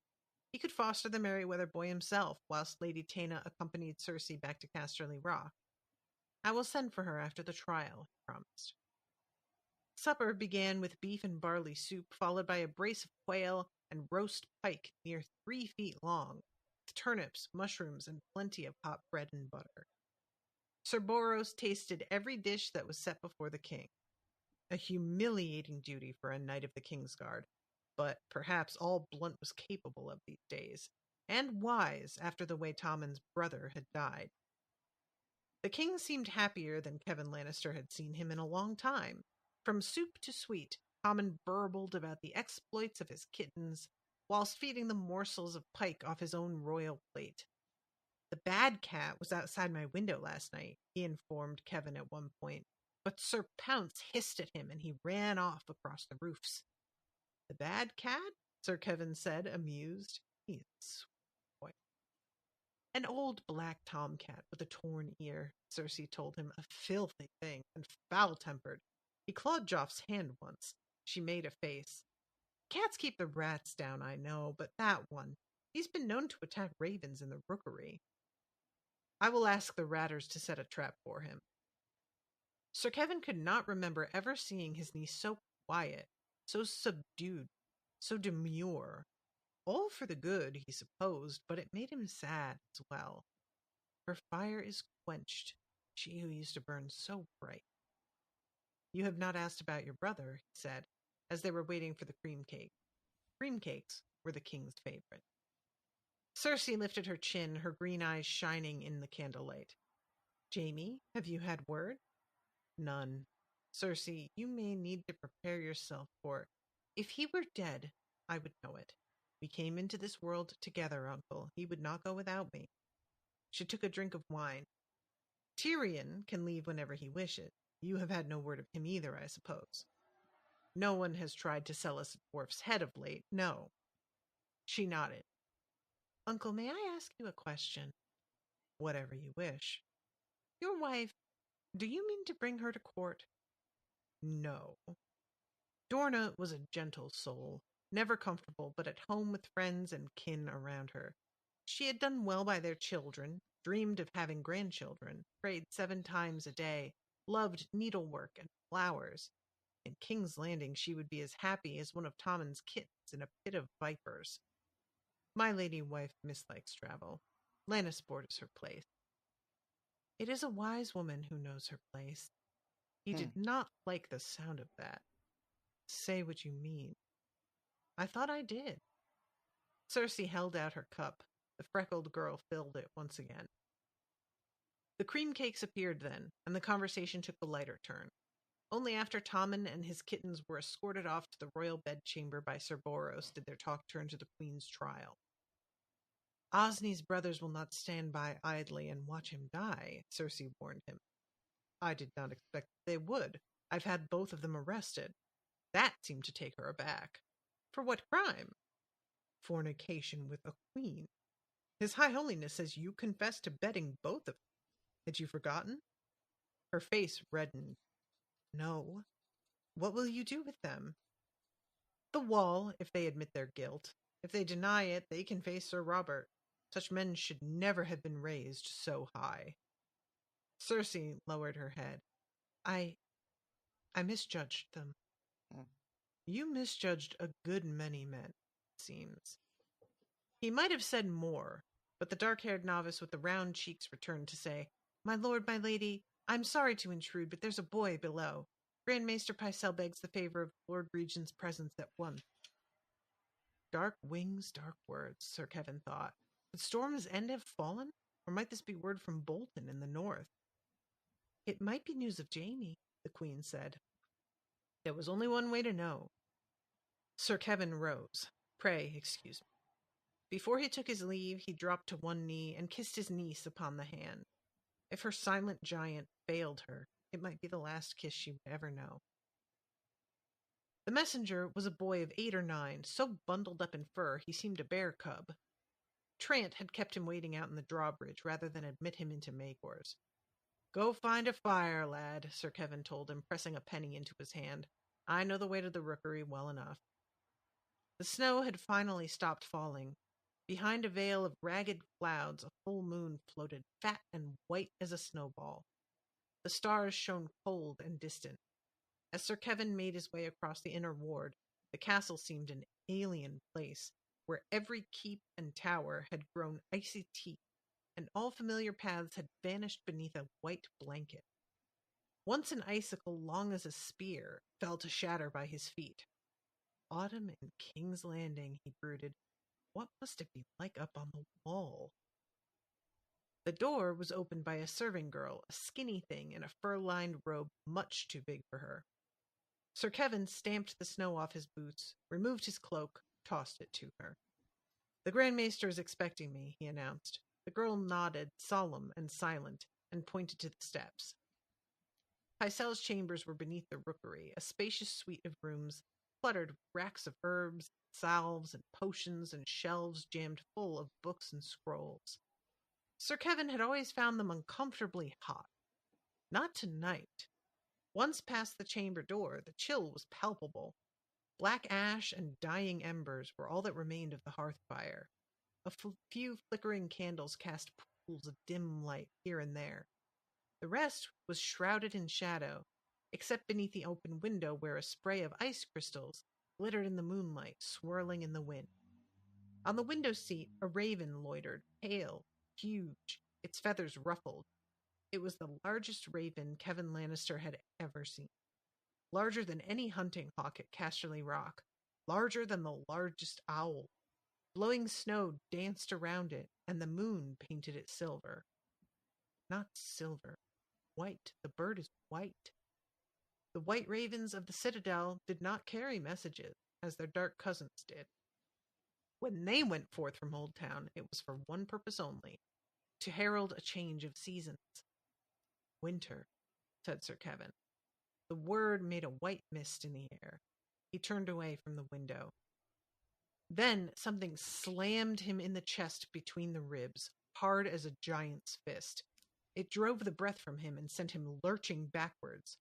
The white raven took to the air, its pale wings slapping him about the head. Sir Kevin half sat, half fell onto the window seat. What? Who? A quarrel was sunk almost to the fletching in his chest. No, that was how my brother died. Blood was seeping out around the shaft. Pycelle, he muttered, confused.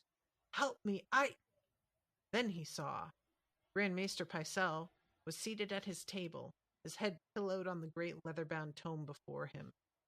Sleeping, Kevin thought, until he blinked and saw the deep red gash in the old man's spotted skull, and the blood pooled beneath his head, staining the pages of his book. All around his candle were bits of bone and brain, islands in a lake of melted wax. He wanted guards, Sir Kevin thought. I should have sent him guards. Could Cersei have been right all along? Was this his nephew's work? Tyrion, he called. Where?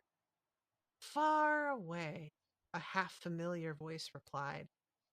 He stood in a pool of shadow by a bookcase, plump, pale-faced, round-shouldered. clutching a crossbow in soft powdered hand. Silk slippers swaddled his feet. Varys? The eunuch set the crossbow down. Sir Kevin, forgive me if you can. I bear you no ill will. This was not done from malice. It was for the realm, for the children. I have children. I have a wife. Oh, Dorna. Pain washed over him. He closed his eyes, opened them again. There are hundreds of Lannister guardsmen in this castle, but none in this room, thankfully. This pains me, my lord. You do not deserve to die alone on such a cold, dark night. There are many like you, good men in service to bad causes, but you were threatening to undo all the Queen's good work, to reconcile Highgarden and Casterly Rock, to bind the faith to your little king, unite the Seven Kingdoms under Tommen's rule. So... A gust of wind blew up. Sir Kevin shivered violently. Are you cold, my lord? Asked Varys. Do forgive me. The Grand Maester befouled himself in dying, and the stink was so abominable that I thought I might choke. Sir Kevin tried to rise, but the strength had left him. He could not feel his legs. I thought the crossbow fitting. You shared so much with Lord Tywin. Why not that? Your niece will think the Tyrells had you murdered, mayhaps with the connivance of the imp. The Tyrells will suspect her. Someone, somewhere, will find a way to blame the Dornishmen. Doubt, division, and mistrust will eat the very ground beneath your boy king, whilst Aegon raises his banner above Storm's End and the lords of the realm gather round him. Aegon? For a moment he did not understand. Then he remembered. A babe swaddled in a crimson cloak, the cloth stained with his blood and brain. Dead. He's dead. No. The eunuch's voice seemed deeper. He is here. Aegon has been shaped for rule since before he could walk. He has been trained in arms, as befits a knight to be, but that was not the end of his education. He reads and writes, he speaks several tongues, he has studied history and law and poetry. A septa has instructed him in the mysteries of the faith since he was old enough to understand them. He has lived with fisherfolk, worked with his hands, swum in rivers and mended nets, and learned to wash his own clothes at need. He can fish and cook and bind up a wound. He knows what it's like to be hungry, to be hunted, to be afraid. Tommen has been taught that kingship is his right. Aegon knows that kingship is his duty, that a king must put his people first and live and rule for them. Kevin Lannister tried to cry out to his guard, his wife, his brother, but the words would not come. Blood dribbled from his mouth. He shuddered violently. I am sorry. Varys wrung his hand. You are suffering, I know, yet here I stand going on like some silly old woman. Time to make an end to it. The eunuch pursed his lips and gave a little whistle. Sir Kevin was cold as ice, and every labored breath sent a fresh stab of pain through him. He glimpsed movement, heard the soft scuffling sounds of slippered feet on stone. A child emerged from a pool of darkness, a pale boy in a ragged robe, no more than 9 or 10. Another rose up behind the Grand Maester's chair. The girl who had opened the door for him was there as well. They were all around him, 6 of them, white-faced children with dark eyes, boys and girls together, and in their hands the daggers. What? End of book. Well.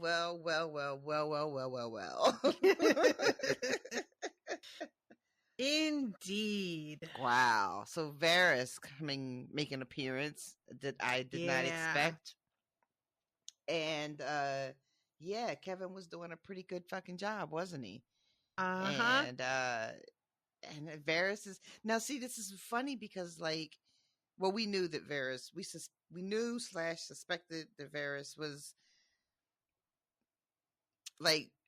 supporting Daenerys, but also apparently Aegon, and we knew that because he set up Tyrion to hook up with them, right? Right. but I did not expect him to make an appearance back in King's Landing, and I definitely didn't expect him to be just killing people. Pycelle also.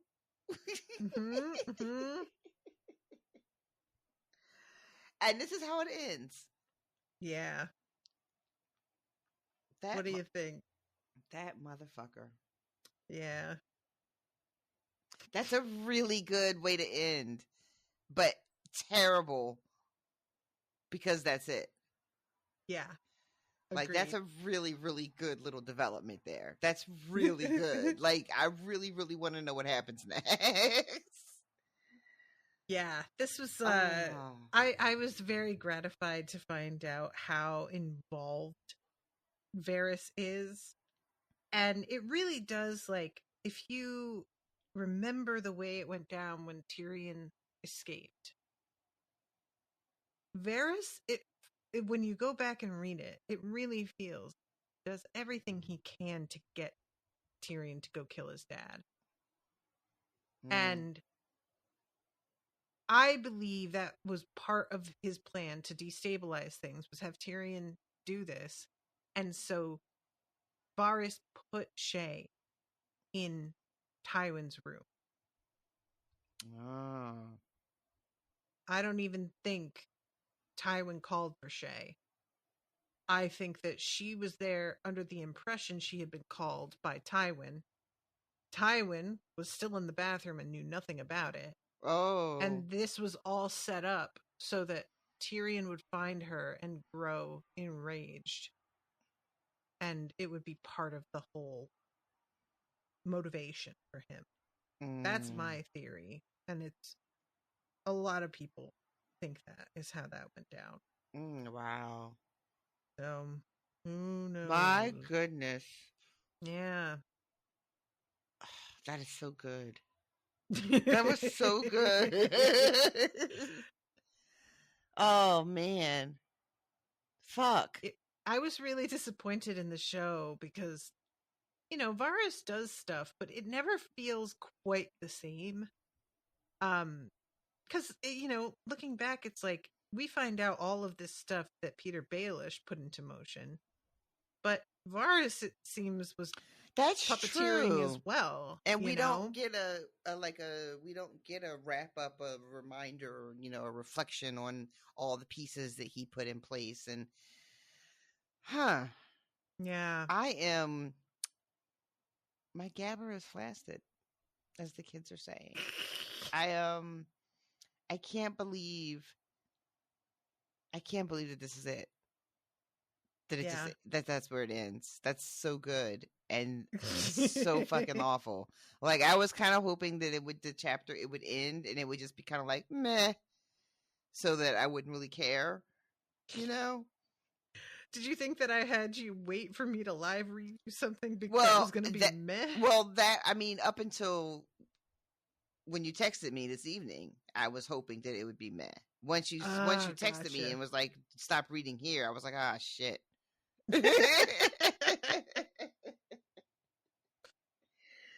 I just couldn't figure out what could possibly be, you know, the thing that you wanted to live read that was like impactful enough. I thought it would be something with Daenerys, but so when you sent me when you were like, and you asked me like how much I had read, when you sent me the part to stop, I was like, oh, this isn't part of her chapter at all. Mm-hmm. So I couldn't figure out like what could possibly be happening. And so I was like trying to think about the show, which I know I shouldn't. But I was like, you know, what is the big like moment? So then I started thinking maybe it was something with the Frankengregor like reveal. But we talked about that and nothing happened there. And no, didn't see this coming. Maybe should have. Most certainly did not. Oh, poor Uncle Kevin. I know, right? Like, he's really going for it, man. He's trying. He's doing his damn best and has a level head. And I am absolutely dying to know what Cersei is thinking when they find their bodies, because she is going to get so paranoid.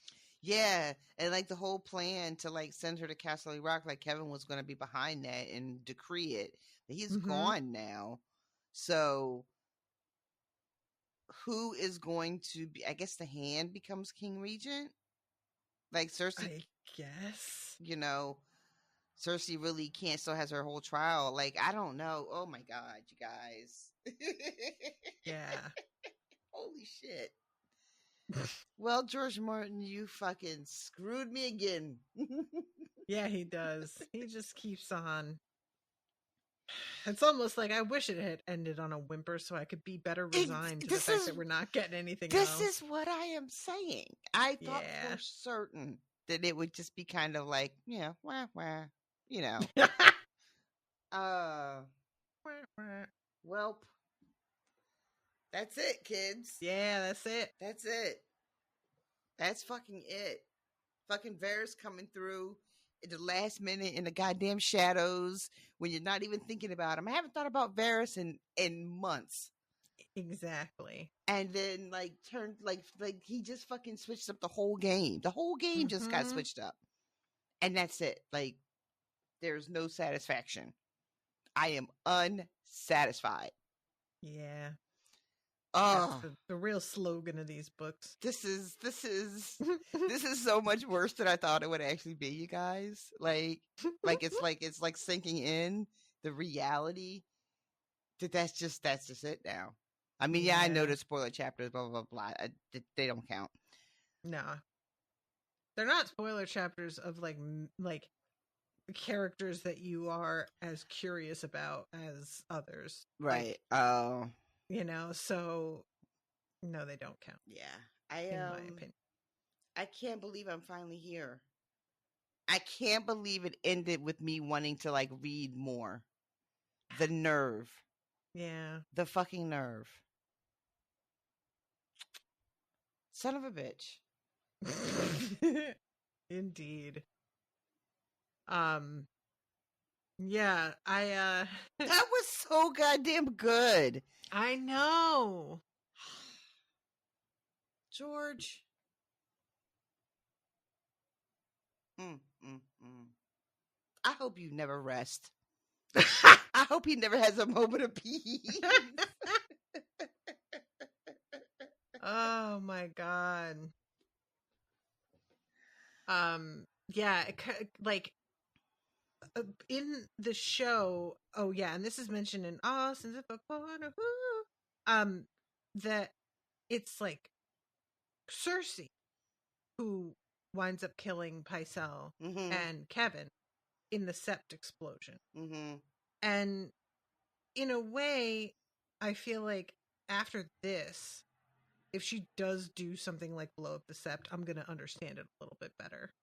It's going to feel a little bit more like, well, yeah, she thinks these people just like came up into her house and murdered him to get the regent position, you know, and she's been pushed to such a degree. Like, I feel like that might be more satisfying actually, but I don't know if he's going to do that. I feel like he must be going to, because why else do we still have the wildfire under the city?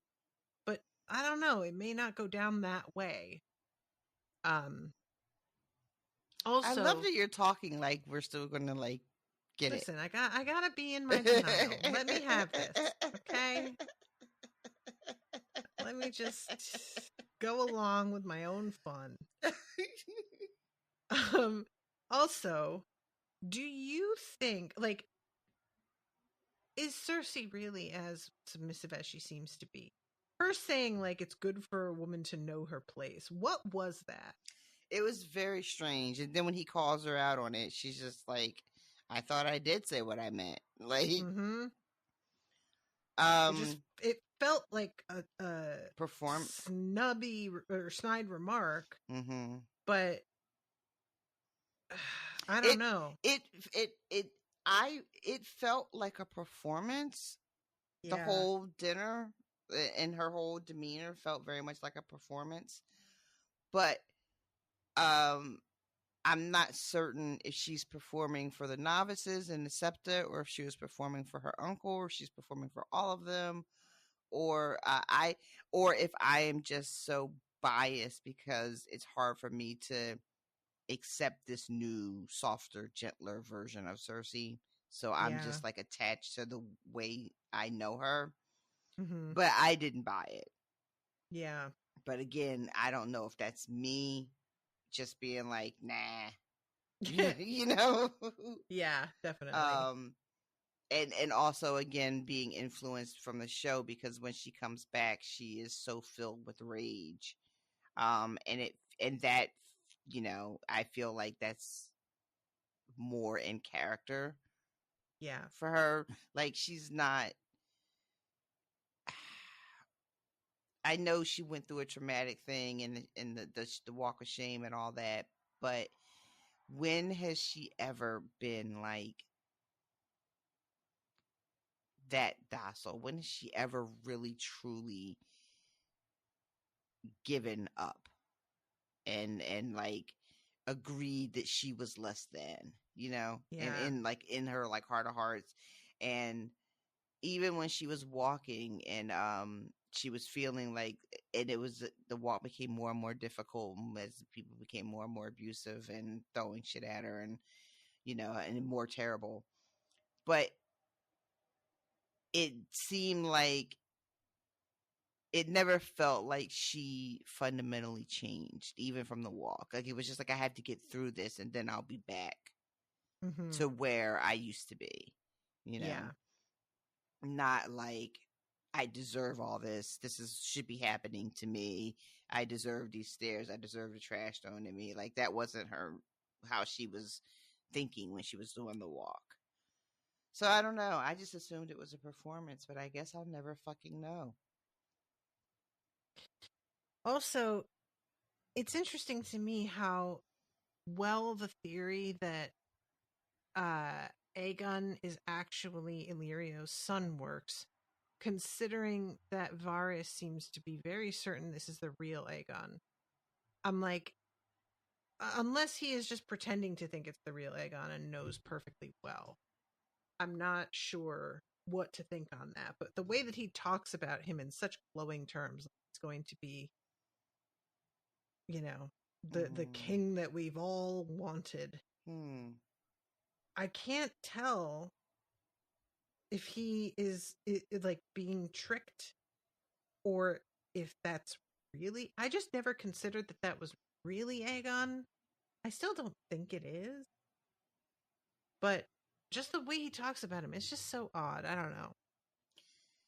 Yeah, I don't know if I would, if I had to wager a guess, I would say Varys doesn't need for it to really be Aegon. For it to be Aegon. You know what I mean? Like, Yeah. if we follow the trail of like, Varys believes in what's best for the realm, and it doesn't really matter how you get there as long as you get what's best, then he wouldn't really have, like, I don't think it would be a problem for him to pretend that this is Aegon. Yeah, because true. because if this kid is everything that he believes he is, then that's who he wants. That's who he thinks would be the best person to sit on the throne. And whether he's really Aegon Targaryen, like, does it really fucking matter if he's like the best person for the job? Nah, it doesn't really matter. It's like a small. Ooh. What? What's happening? I'm just gonna give a little. Austin, I'm looking at his notes again. And he has an interesting suggestion. Why is Varys so dead set on Aegon being on the throne if many people, like, if he is, as many suspect, a Blackfire? To recap, the most popular theory is that Aegon is the son of Illyrio and his first wife, who was a Blackfire woman sold into slavery when the family was finally defeated. She was from Lys, a city the Blackfires used as their base. Varys is also from Lys. He was castrated in a ritual that needed his blood, and we are constantly told the blood of kings is needed for magic.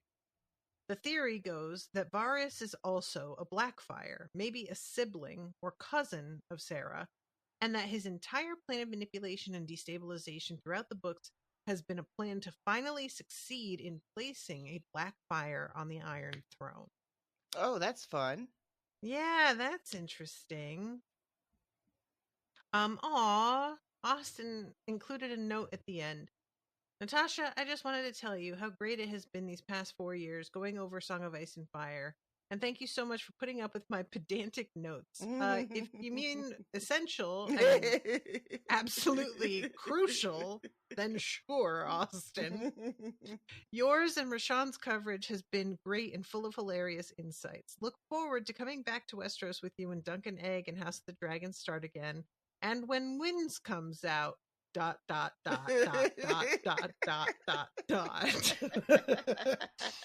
Can't wait for your coverage of Supernatural. I watched more of that show than I realized, and it's going to be a very fun blast hearing you discover how nuts it is.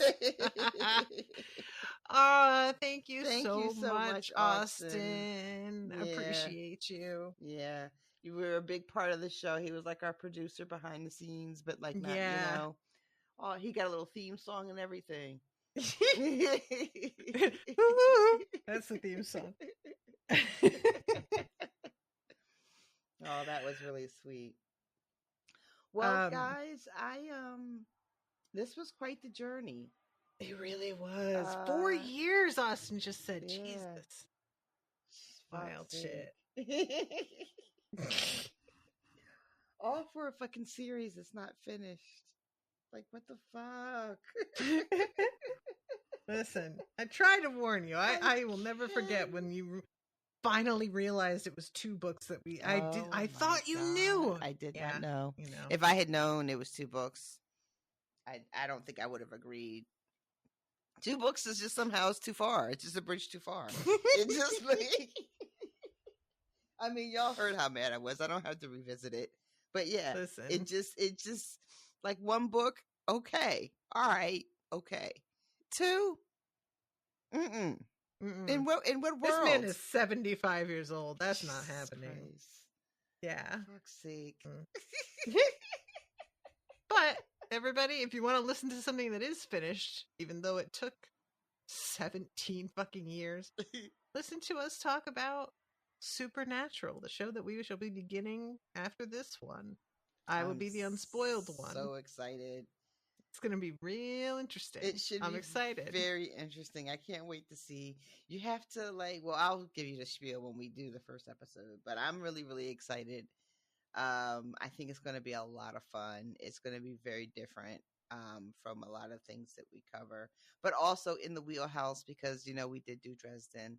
So it's going to be like have some familiarity to it, but just like a different take on it. And I just can't wait for you to meet the Winchesters. I cannot wait. Yeah, so everybody, I will be putting up the episode where RoShawn pitched that we should cover it on as the first episode of the feed, and that will get the feed started so that everybody can find it. I have already put it up publicly on the Patreon page. So if you want to go and find it immediately, and I haven't posted it yet, go to patreon.com/unspoiled. You can find it even if you aren't a paying member, if you're a free member. But if you'd like to pledge, please do. And it will be up with ads on the regular feed. So if you want to wait for it, that will be there. All right, guys. Well, we have got to wrap up. This has been a ride. It was. We appreciate you all so much. Yeah, thank you for putting up with us. Thank you for putting up with my shitty memory, me not putting the pieces together for things that you were desperate for me to put together, my wildly mispronounced words and names. Thank you for just... If we're listening to Roy Dotrice narrate, we don't get to say anything about you. That man was paid for that. But yeah, so thanks guys and people who had comments and cleared things up, and yeah, it's end of an era. End of an era. End of an era. All right, everybody. Well, hopefully we'll see you over in the supernatural streets. Until then, toodaloo, motherfuckers. Bye, guys. Joffrey, Cersei, Walder Frey, Meryn Trant, Tywin Lannister,